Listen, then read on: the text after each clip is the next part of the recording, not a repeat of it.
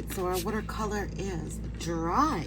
So now it is time. I'm using acrylic paint. I'm just using white acrylic paint, what was in the lid of the bottle when I shook it, because we do not need much. And I have a fine liner brush here. Well, actually, it's a round. It is a 10 over 0. Okay, so look, I have the tiniest little paint on there, and I'm just gonna come in here where the water would meet the sand, and I'm just tapping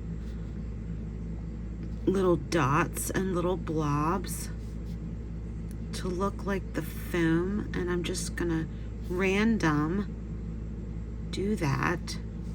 I'm gonna hit some of the littler waves that are kind of coming in, and don't necessarily want a straight line. It's almost like painting little clouds, but we are just adding the little foam waves as if the water were coming up to the shoreline, right? So little V shapes, little lines, little dots, little blobs.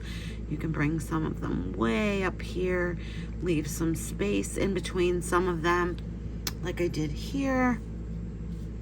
You can really get in there and draw some little fine line work.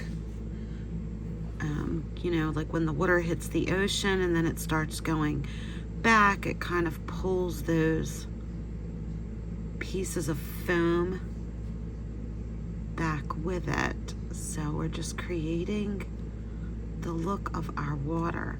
And you can see here we're adding those tiny little streaks back. I'm like losing my words here, guys. It just kind of creates that look of the movement of the water. And they're just kind of like little random shapes, and some lines create like little oblong circles. Whatever feels right to you. You can just dab the paint there. Just don't forget to put some up here.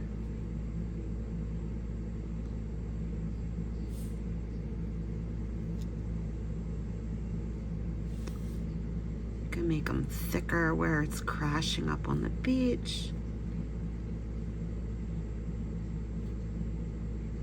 Like I said, just pull back, make those little shapes to add some interest. That's really it for adding the water. A piece of hair there. Let's see if we can get that out. There we go.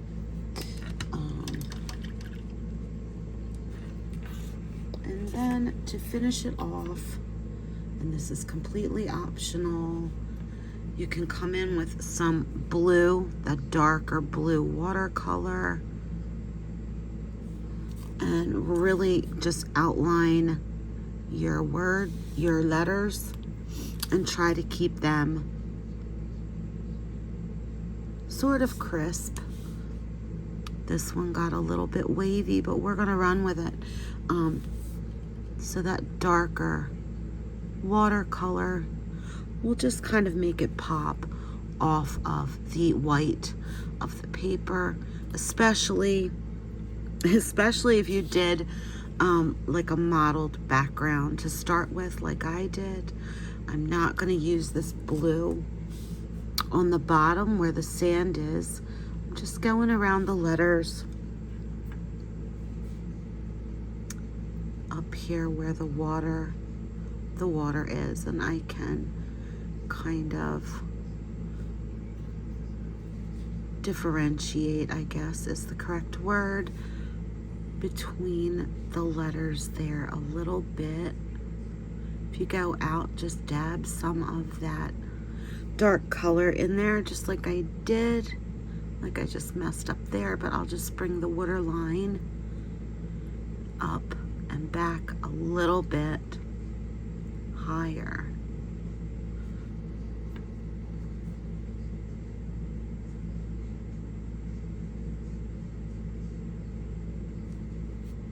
And that's it. Let me know if you like this type of letter art. We will be bringing you more projects like this. And you could use this, pop it in a little frame.